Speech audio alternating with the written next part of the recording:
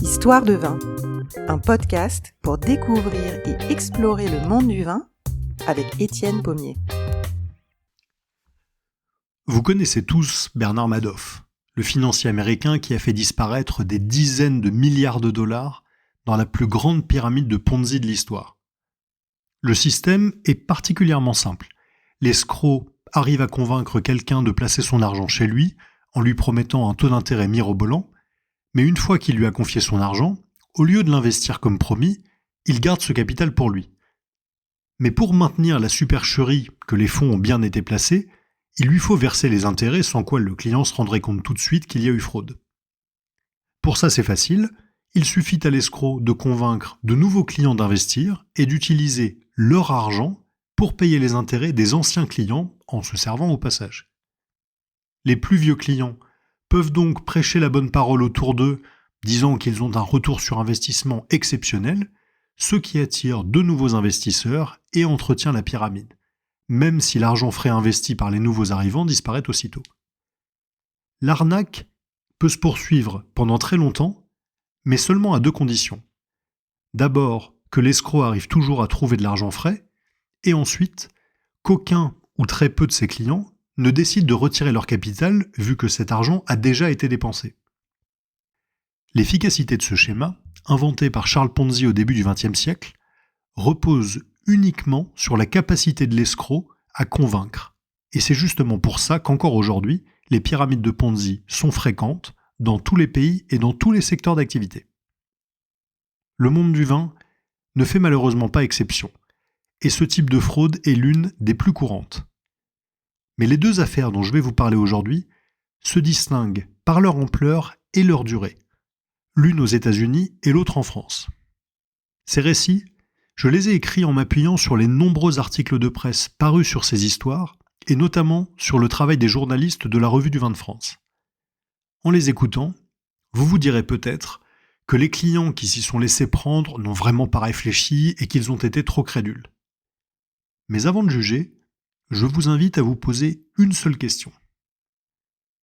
Et si moi, j'avais été dans la même situation, suis-je bien certain que je ne me serais pas laissé prendre ?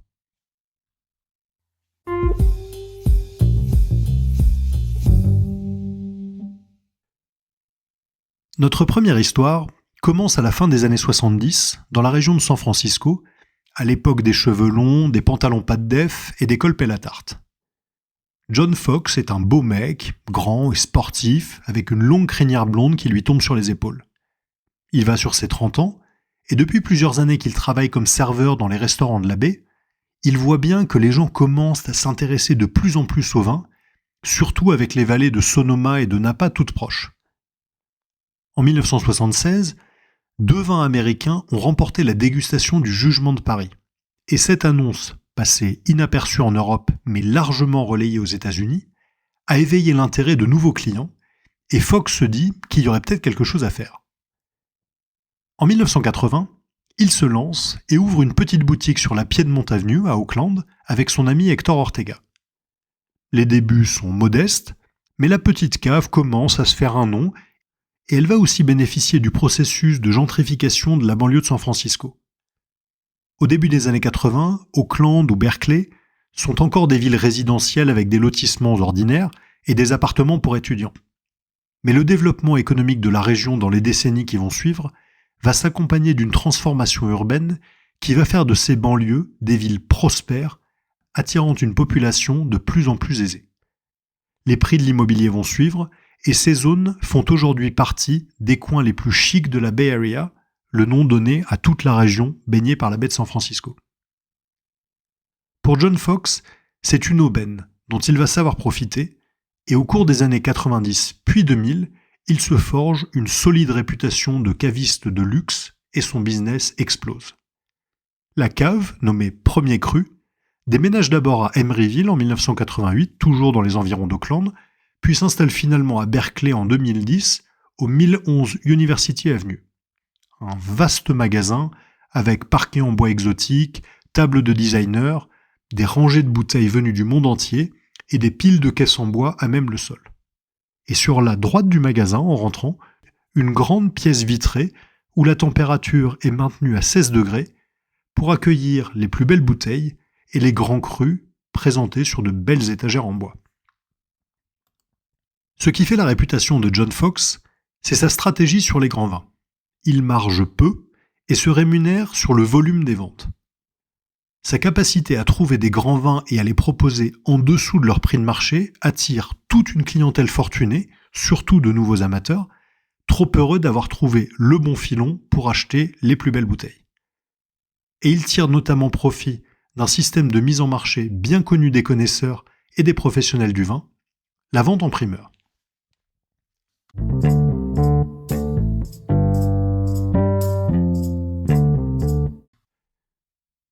À l'origine, la vente en primeur est une spécialité du marché des vins de Bordeaux qui a pour but d'assurer le financement des châteaux qui produisent le vin et d'optimiser sa distribution par les négociants qui le vendent à travers le monde grâce à leur réseau. Un château et un négociant s'entendent sur un prix et un volume de commande pour le millésime en cours de production, et l'affaire se conclut sur la base d'un paiement à la commande et d'une livraison à la fin de l'élevage des vins, souvent près de 2 ans plus tard. L'intérêt pour le château est de pouvoir vendre son vin et d'être payé quelques mois après la récolte, et pour le négociant, c'est la certitude d'acheter au meilleur prix un vin sur lequel il pourra ensuite appliquer sa marge commerciale. On appelle ce système qui rassemble à la fois les négociants mais aussi les nombreux courtiers qui servent d'intermédiaires dans ces transactions, la place de Bordeaux. Historiquement, ces contrats se faisaient même souvent sur plusieurs millésimes d'affilée. Le château s'engageait à vendre une quote-part de sa production pendant quelques années à un prix fixe, ce qui lui permettait de s'assurer un revenu stable, même en cas de récolte de qualité médiocre dont la vente aurait été délicate. Pour les négociants, à l'inverse, le système permettait de sécuriser les approvisionnements. Et s'ils s'engageaient à acheter les années parfois médiocres à un prix fixé à l'avance, ils bénéficiaient aussi de ce même tarif pour un grand millésime qu'ils pouvaient ensuite vendre avec une marge plus importante, réalisant par là même une très bonne affaire tout en se constituant un stock de grands vins. Ce système a financé la production des grands vins de Bordeaux pendant des années, et les négociants pouvaient ainsi choisir de mettre les vins sur le marché au moment opportun pour en tirer le meilleur prix. Mais avec la mondialisation et l'augmentation de la demande et des prix au fil du temps, la valeur du stock a commencé à peser de plus en plus lourd sur les bilans, et les maisons de négoce se sont mises à vendre elles-mêmes de plus en plus les vins en primeur à leurs acheteurs professionnels, marchands et cavistes, qui eux-mêmes les proposent à leurs clients. Avec le boom du marché américain dans les années 90, la vente en primeur s'est développée auprès de tout un pan de nouveaux acheteurs particuliers, qui y trouvent leur intérêt. Certes, ils doivent payer les vins 2 ans en avance, mais au moins, ils ont l'assurance que leur prix d'achat en primeur est inférieur au prix qu'aura la même bouteille une fois sur le marché. Et c'est cette promesse que John Fox va savoir utiliser pour convaincre et escroquer ses clients.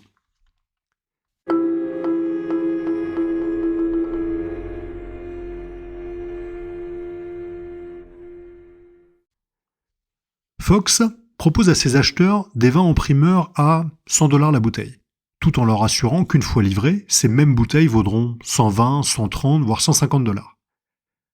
Comme il a compris que les vins les plus rares ne sont disponibles qu'en petite quantité et que des offres trop importantes pourraient mettre la puce à l'oreille de certains de ses clients les plus avisés, il se concentre sur des noms connus, des châteaux à la réputation bien établie, mais que l'on peut sourcer sans trop de difficultés. Il joue également sur les délais de livraison, arguant que les châteaux, domaines et négociants français livrent parfois, voire souvent, avec du retard ou en plusieurs fois. Il gonfle aussi artificiellement les stocks de ses achats légitimes et, là où il n'a acheté que 10 ou 20 caisses de vin, il en met 40 ou 50 à la vente. Pour les clients qui viennent le voir, il peut donc facilement leur montrer le stock déjà arrivé et les caisses en bois empilées dans le magasin en attendant que les acheteurs viennent les récupérer, tout en proposant le reste de la location fictive en pré-vente. Les clients achètent, d'autant plus que les prix sont très attractifs et souvent inférieurs à ceux de la concurrence. Et comme dans toute pyramide de Ponzi, Fox utilise l'argent des nouveaux investisseurs pour acheter les bouteilles des plus vieux clients. Évidemment, il se sert largement au passage et siphonne les comptes de premier cru vers d'autres comptes à son nom ou sous de fausses identités pour se payer la grande vie.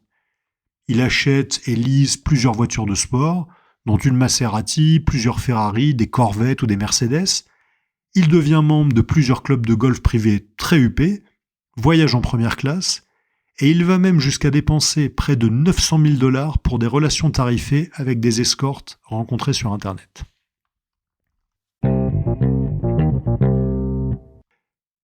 Alors comment ces acheteurs se sont-ils laissés prendre ?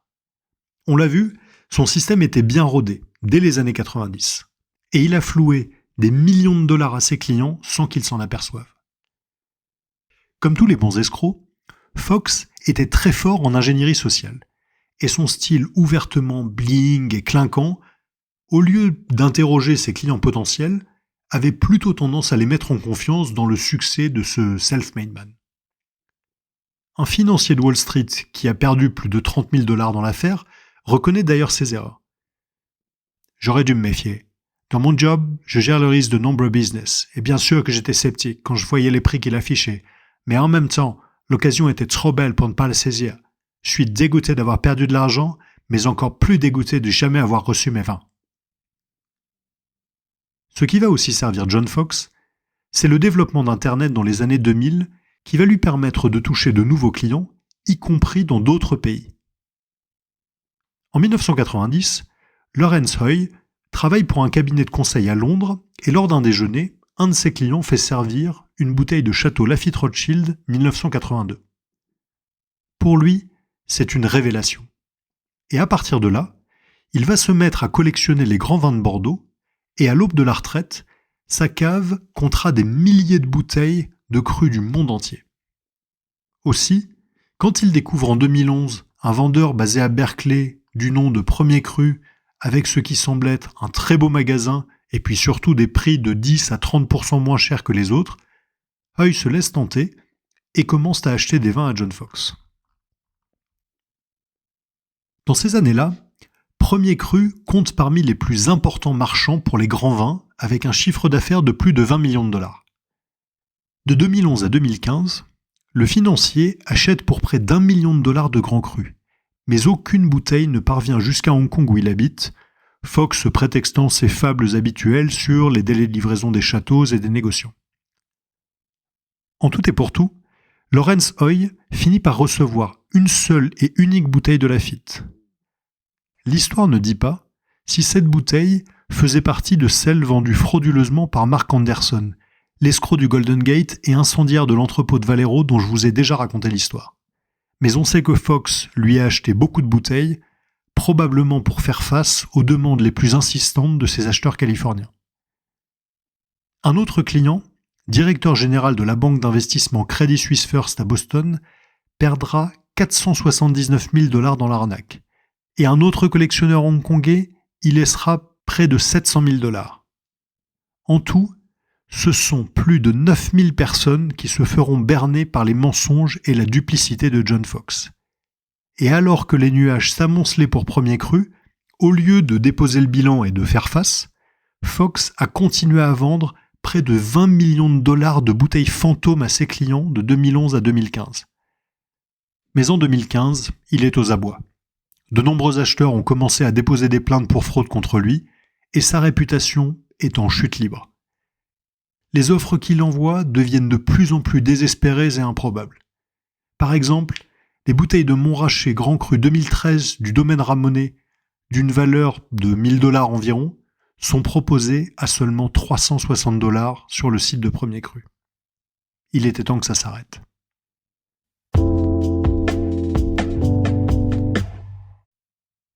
Fin 2015, le magasin de Berkeley ferme ses portes et cherche à écouler le stock qui reste par tous les moyens.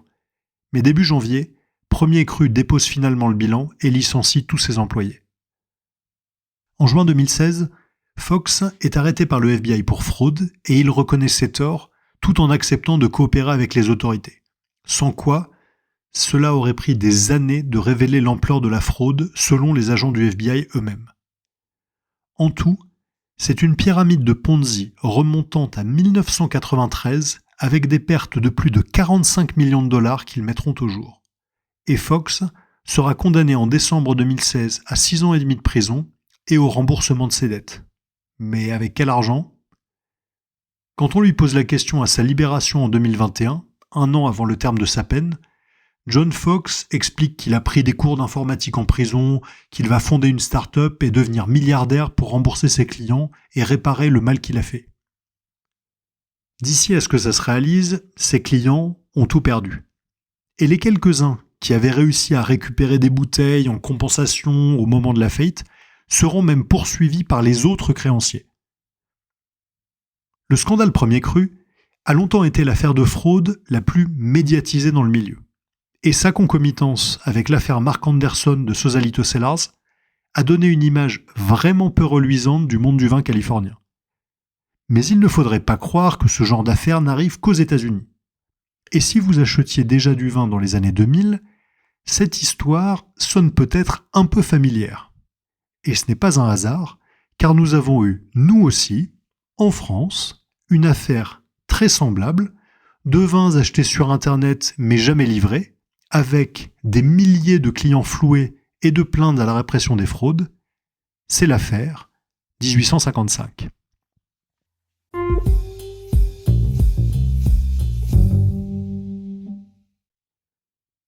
« 1855, c'est bien sûr l'année du célèbre classement des grands crus de Bordeaux, mais c'est aussi le nom d'une société créée en 1995 par deux amis fraîchement diplômés de l'université Paris-Dauphine, Aymeric Sauty de Chalon et Thierry Vincent, avec un troisième associé, Fabien Yon.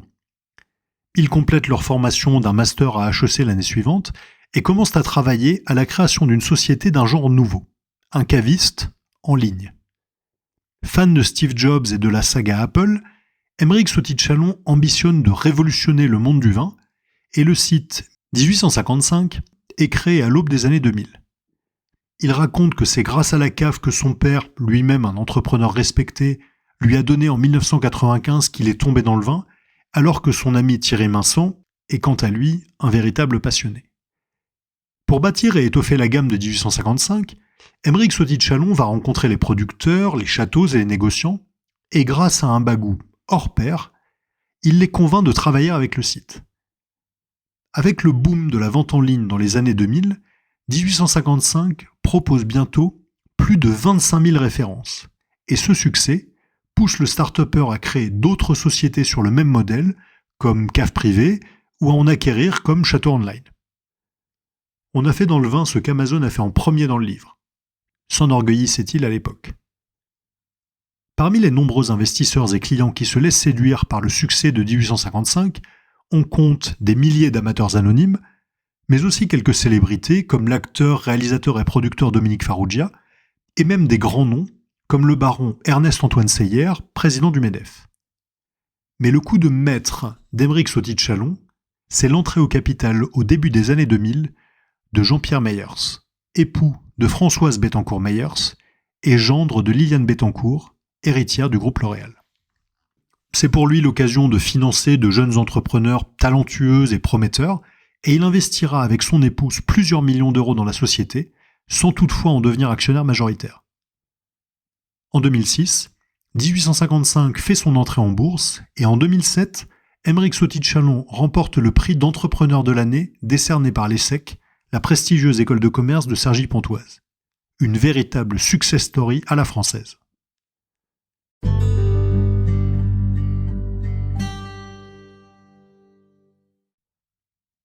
Ce qui fait la réussite de 1855, c'est la vente en ligne de champagne et autres vins en direct des domaines, mais c'est surtout la vente des grands crus de Bordeaux en primeur. Et sur ce marché extrêmement tendu et compétitif, 1855 se démarque par une gamme très large et des offres imbattables, bien souvent inférieures de 10-15% voire plus à celles de la concurrence.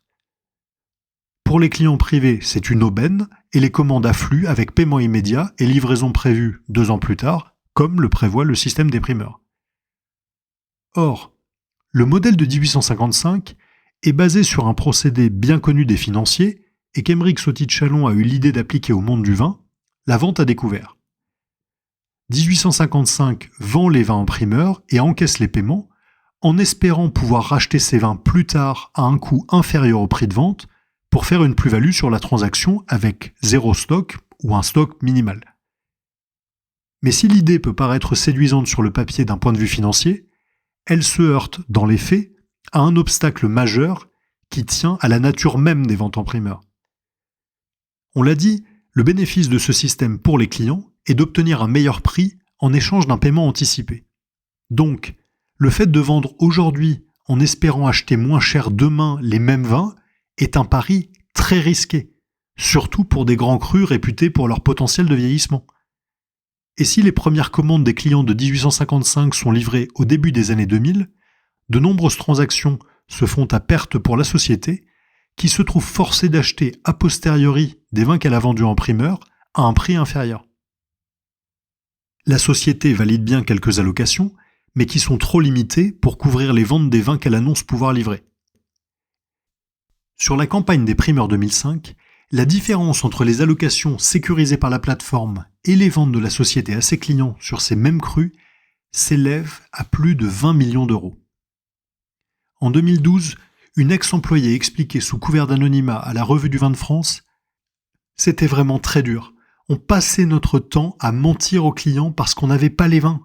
Seuls les VIP et les journalistes étaient livrés. » Aymeric Sauty de Chalon, de son côté, fait l'autruche, rejette la responsabilité sur les châteaux et les négociants qui n'honoreraient pas leurs engagements, et se défausse sur Thierry Minsan, dans un climat de plus en plus délétère au sein de l'entreprise. En 2008, Minsan fait un AVC qui le pousse à quitter ses fonctions, et c'est Fabien Yon qui se retrouve désormais directeur général. Mais devant les nuages qui s'amoncellent, Sauty de Chalon est déjà en train de préparer le coup d'après. Et en 2009, il crée la société Chartron, qui reprend toutes les commandes en cours. Or, cette pirouette permettrait peut-être d'exonérer la maison mère 1855 des nombreuses poursuites qui s'annoncent. Et les campagnes des primeurs 2009 et 2010 vont faire éclater au grand jour le scandale.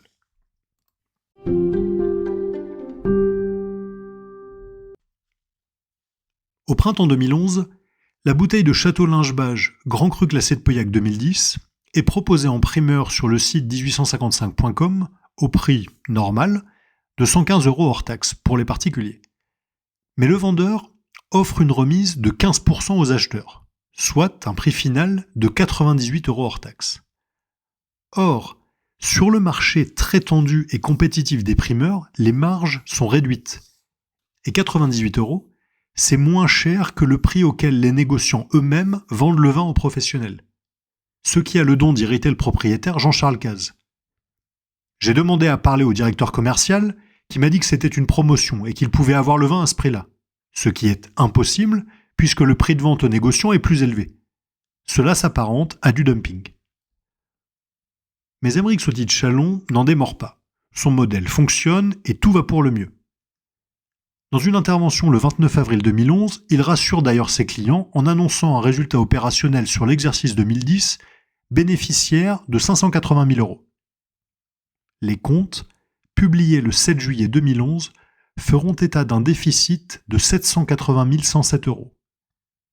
Les plaintes ne tardent pas à tomber, et en septembre 2011, le juge des référés du tribunal de commerce de Paris condamne 1855 à une astreinte de 414 € par jour pour non-livraison de commande. La première d'une longue série de décisions judiciaires similaires contre 1855 à Paris, à Bordeaux ou à Arcachon. En 2012, c'est au tour des professionnels de la place de Bordeaux, représentés par le Conseil des grands crus classés en 1855, le Conseil interprofessionnel des vins de Bordeaux, l'Union des maisons de négoce de Bordeaux et la Fédération des grands vins de Bordeaux, de déposer une plainte conjointe pour pratique commerciale trompeuse auprès du tribunal de grande instance, en association avec une autre plainte pour escroquerie, déposée par plus de 200 particuliers, défendue par l'avocate bordelaise Hélène Poulou, et regroupée au sein du collectif abus1855.org. Et au château qui exige d'être délisté du site de vente en ligne, Sauty de Chalon ose répondre en citant les articles du Code du commerce relatifs au boycott commercial. Devant ces procédures judiciaires, et probablement furieux d'être mêlé à ce qui s'apparente de plus en plus à un scandale commercial, Jean-Pierre Mayers sort discrètement du capital. Fin 2012, la société affiche près de 30 millions d'euros de pertes.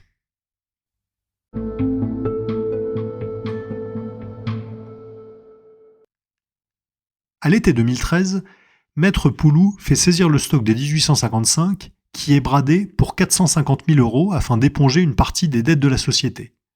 Sauty de Chalon est furieux. Il disait valoriser ce stock à 1,5 million. Pendant ce temps, l'URSSAF et Pôle emploi ont intenté des procédures pour cotisation impayée. Une cessation de paiement qui devrait normalement entraîner une mise en redressement judiciaire immédiate. Mais apparemment, pas pour la justice. Et quand les avocats des plaignants arrivent au tribunal de commerce de Paris le 26 septembre 2013, c'est pour y trouver Sauty de Chalon et son avocat en grande discussion avec le juge. Finalement, une procédure de redressement judiciaire est quand même ouverte le 7 octobre 2013, mais dans le même temps, les deux associés créent une autre société, BGV, qu'ils enregistrent au même tribunal de commerce de Paris qui n'y trouve rien à redire. Évidemment, les plaignants, eux, accusent la société d'organiser son insolvabilité. Car on est loin de la société 1855 des débuts. Dans le montage imaginé par Sauty de Chalon, les plateformes 1855 et Château Online, ainsi que les autres sites de vente, sont respectivement gérées par deux sociétés, Héraclès et Arès, elles-mêmes filiales de la société mère Aphrodite dont il est lui-même actionnaire à 51%. Et d'octobre 2013 à octobre 2014, toutes les filiales du groupe seront placées en redressement judiciaire. Après plus de 800 plaintes reçues, la Direction générale de la concurrence, de la consommation et de la répression des fraudes demande l'ouverture d'une information judiciaire pour tromperie, escroquerie et abus de confiance.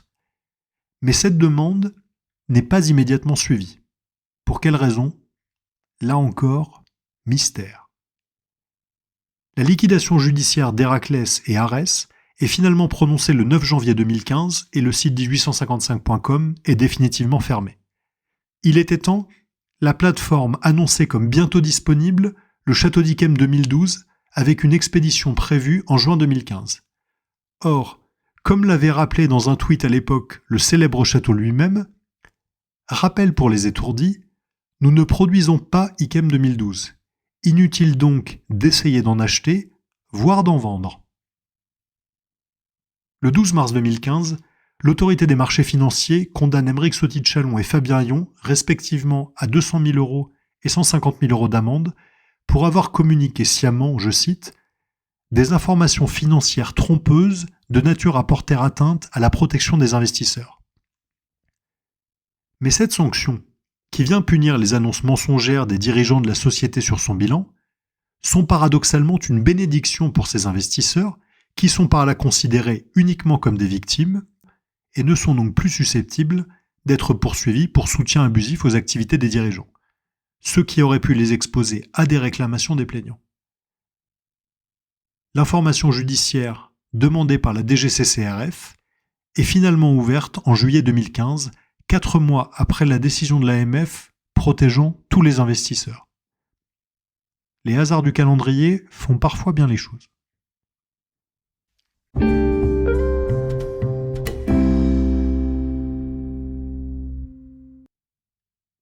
Avec la nomination d'un juge d'instruction et l'ouverture d'une enquête, vous devez vous dire qu'on se dirige vers la fin de l'histoire. Eh bien non, parce qu'à la fin de l'année 2015, le procureur de la République de Paris, qui, dans son réquisitoire du 28 septembre, avait ordonné la mise en examen et le placement sous contrôle judiciaire d'Aymeric Sauty de Chalon et de Fabien Yon, constate non seulement que cette demande n'a pas été suivie par le juge d'instruction, mais que celui-ci n'y a même pas répondu dans les délais légaux.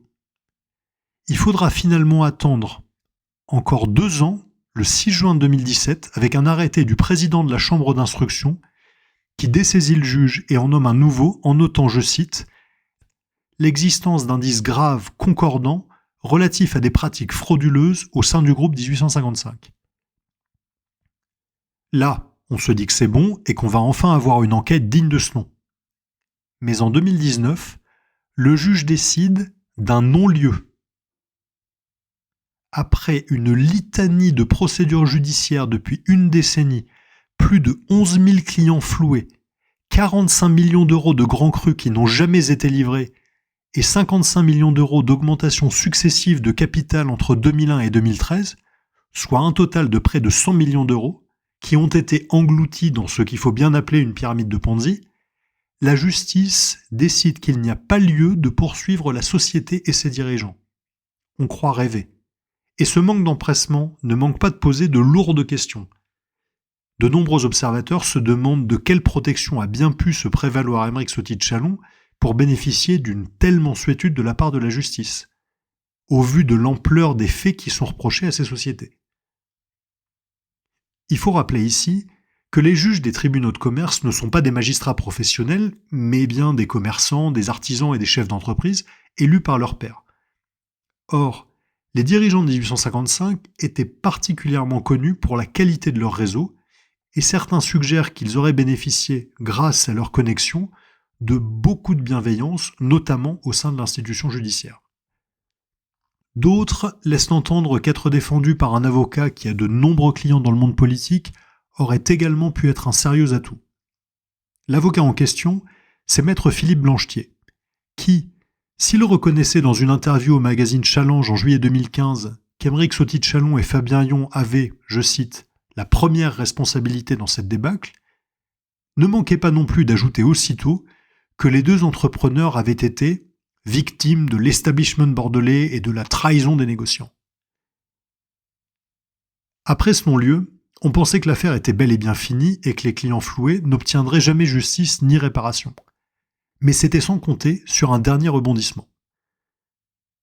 Dans un arrêt rendu le 7 octobre 2021, la Chambre d'instruction du tribunal de Paris a réouvert le dossier en évoquant certaines pratiques, je cite, matérialisant le délit d'escroquerie. Et le 30 novembre 2021, dans le cadre d'une autre plainte déposée par l'un de ses anciens investisseurs, Aymeric Soti-Tchalon a été condamné pour abus de confiance à 8 mois de prison avec sursis, avec obligation de remboursement du plaignant, à hauteur de 190 000 euros.